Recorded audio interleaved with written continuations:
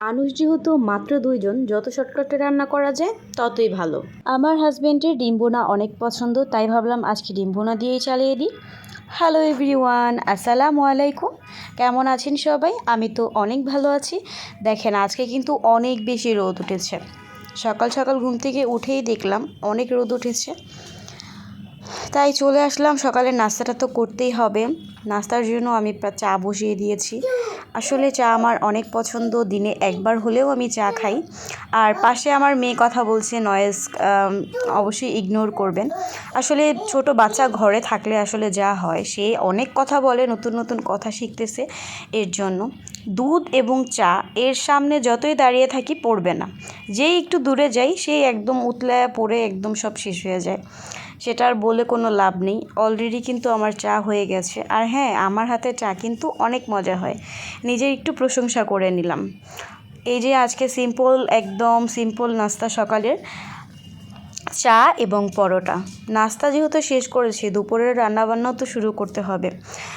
আর একা যারা সংসার সামলায় তারাই জানে, মানে সকালেরটা খাওয়ার সাথে সাথে দুপুরেরটা টেনশন, দুপুরেরটা শেষ হয়ে গেলে বিকালের কী করব সেটার টেনশন। আসলে করে দেওয়ার মতো কেউই নেই, যেটাই হোক নিজেরই করে খেতে হবে, কিছু করার নেই। এই তো অলরেডি চলে এসেছি পাতাকপি কুচি করার জন্য। আসলে এই প্রথম মানে এবার শীত আসার আগে এই পাতাকপি, যেহেতু এটা শীতের সবজি, তো এই প্রথমে আমাদের বাসায় আনা হয়েছে। তো খুব ভালো করে আমি পাতাকপিটা কুটে নিতেছি। আসলে এখানে আমি অর্ধেক নিব, যেহেতু আমরা মানুষ মাত্র দুইজন, আমার পুরোটার দরকার নেই, তাহলে অনেক বেশি হয়ে যাবে এবং সেগুলো শুধু শুধু নষ্ট হয়। তো আমি অর্ধেক নিয়েছি এবং আলু নিয়েছি।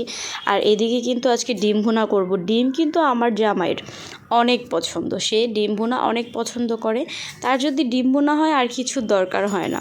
পেঁয়াজ কাঁচামরিচও কেটে নিয়েছি, রান্না কিন্তু অলরেডি বসিয়ে দিয়েছি।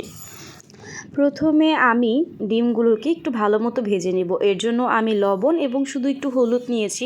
অনেকে হলুদ এবং লবণ ডিমের গায়ে মাখিয়ে নেয়, কিন্তু আমার কাছে এভাবে করলে অনেক বেশি ইজি মনে হয়, কারণ তাহলে হাতে মাখারও দরকার হয় না। জাস্ট ডিমগুলো ছেড়ে উল্টি পাল্টে দিলে এটা একদম সুন্দর করে একটা কালার চলে আসে। এর জন্য আমি এভাবেই দিই। আসলে যে যার মতো, সবার রান্নার মধ্যেই একটা আর্ট আছে, যে যার মতো রান্না করে। এক এক ডিস্ট্রিক্টে এক এক রকমের রান্নাবান্না, তো যার যেভাবে রান্না করে যে যেভাবে শান্তি পায় সেটা নিয়ে কিছু বলার নেই। তো আমি খুব ভালো করে পেঁয়াজ এবং কাঁচামরিচ দিয়ে দিয়েছি, কারণ এটাতে আমি ভাজি করব। আর ডিমটা আমি ভেজে উঠিয়ে রেখেছি, কারণ এটা আমি ভুনা করব। আর এখানে কিন্তু আমি পাতাকপিটা ভাজি করব। এখানে হলুদ এবং লবণ দিয়ে দিয়েছি। এটা আমি খুব ভালো করে ভেজে এরপর আমি পাতাকপিটা দিয়ে দিব। আসলে পাতাকপি, ফুলকপি এগুলো হচ্ছে যেহেতু শীতের সবজি, সচরাচর খাওয়া হয় না। তো আমাদের বাসায় এই শীত এখনও তো আসেই নাই, বাট এই বছর এই প্রথমে আনা হয়েছে। পাতাকপি বলেন, ফুলকপি বলেন, পাতাকপিটা ওর বাবার অনেক পছন্দ, মানে আমার হাজবেন্ডের। আমার মোটামুটি, আমার ফুলকপিটা অনেক ভালো লাগে, পাতাকপিটা মোটামুটি। যেমন পাতাকপিটা যদি রুটি বা পরোটা দিয়ে খাওয়া হয় তাহলে আমার কাছে অনেক ভালো লাগে। কথা বলতে বলতে কিন্তু আমার ভাজি কিন্তু অলরেডি শেষের পথে। ভাজিটা যদি একটু ভিজা ভিজা থাকে আমার কাছে ভালো লাগে না। আমার মনে হয় যে একটু ভাজা ভাজা লাল লাল করে করলে আমার কাছে অনেক ভালো লাগে। এটা কিন্তু পুড়ে যায়নি, মানে আমি এভাবেই খেতে পছন্দ করি, তাই আমি এভাবে করেছি। যে যার মতো করবেন।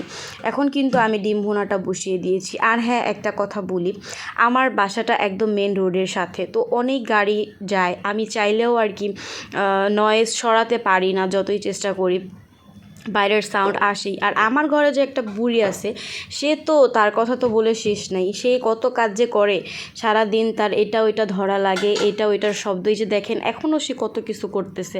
আমি ভয়েস দিচ্ছি, বাট তার জন্য পারতেছি না, সে একটার পর একটা শব্দ করেই যাচ্ছে।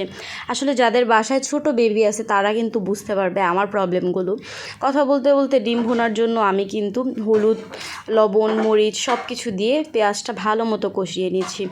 আসলে টমেটো দেওয়ার কারণটা হচ্ছে, ডিম ভুনার মধ্যে একটু টমেটো দিলে কালারটাও ভালো আসে, খেতেও কিন্তু অনেক ভালো লাগে। যারা এখনও ট্রাই করেননি অবশ্যই এভাবেই কিন্তু ট্রাই করবেন। আর হ্যাঁ, ডিম ভুনা 4টা করেছি, কারণ আমরা মাত্র মানুষ 2জন, আমাদের এর বেশি দরকার হয় নাই। যেহেতু বেশি মানুষ হলে বেশি দরকার হয়, আমরা যেহেতু 2জন, আমাদের সিম্পল খাবার। আর আজকে একটু শর্টকাটে যত ভালো করা যায় সেটাই চেষ্টা করেছি। রান্নাবান্না শেষ করে গোসল করে খেতে চলে আসছি। আজকের মতো ব্লগ এই পর্যন্তই। সবাই ভালো থাকবেন, সুস্থ থাকবেন। আল্লাহ হাফিজ।